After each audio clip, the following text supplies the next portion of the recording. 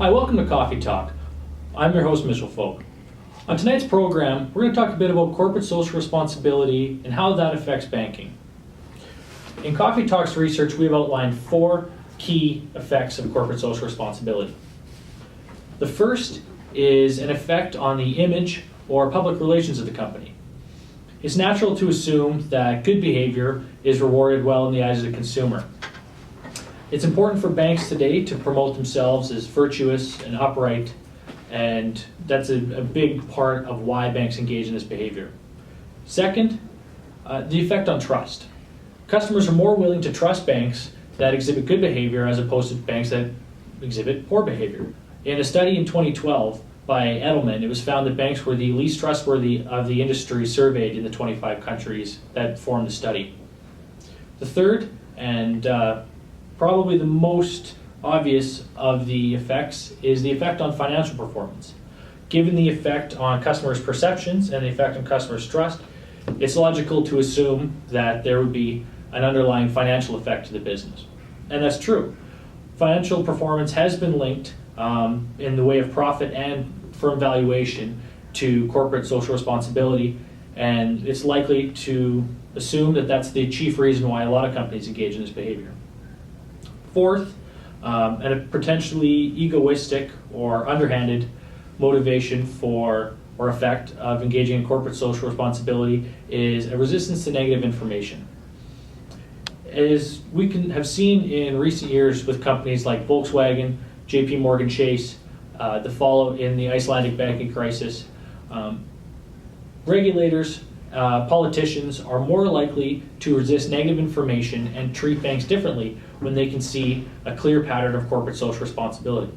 The result of this is increased bank self-regulation and an increase in soft laws, or laws that don't have teeth to actually curb poor behavior. So to examine the motivations of each, we've brought in 3 institutions tonight from various parts of the world. They're going to tell us a bit about why they're motivated to engage in corporate social responsibility. Our first guest on the program tonight is Christine. Christine's from Service Credit Union. They're an Alberta-based branch that is member-owned and a not-for-profit. So you can tell us a bit about why Service engages in corporate social responsibility. All right, well, thank you for having me on the show tonight, Yeah, Mitch. glad to have you. Us at Service Credit Unions are really focused on altruistic corporate social responsibility.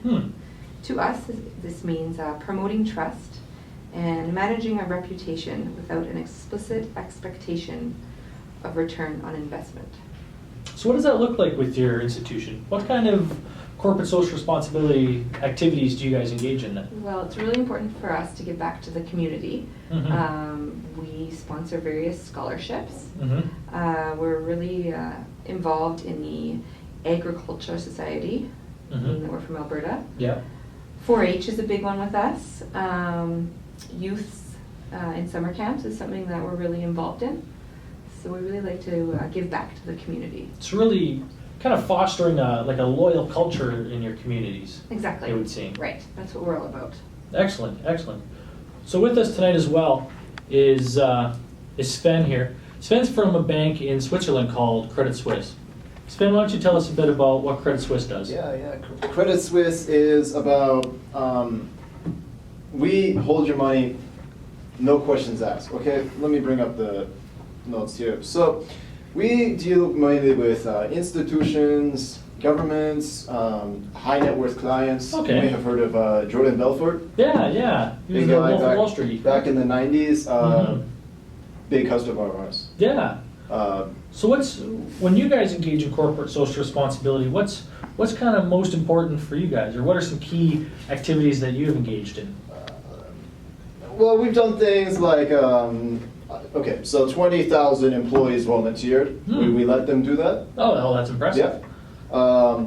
Of course, we pay lots of taxes. We make lots of money. We pay lots of taxes. So $800 million American in corporate income tax. So we give back to the community lots of tax. You know what I'm saying? So it would almost seem as though your motivations are meant to encourage goodwill from customers without any material effort on the part of the bank, eh? No, I don't think that's true at all. I mean, listen, It would seem as almost like you're trying to deceive the customer. no, we're not deceiving the customer at all, okay? Like, we're putting money back into the community to build schools.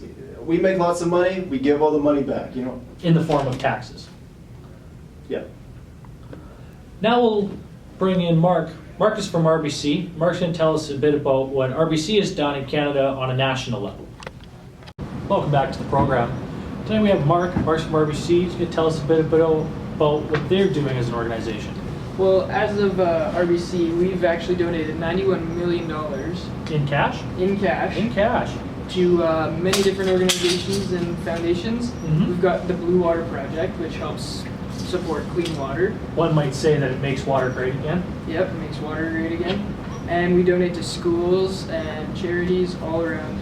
Thanks for joining us on tonight's program. We'll see you next week on Coffee Talk with Mitch.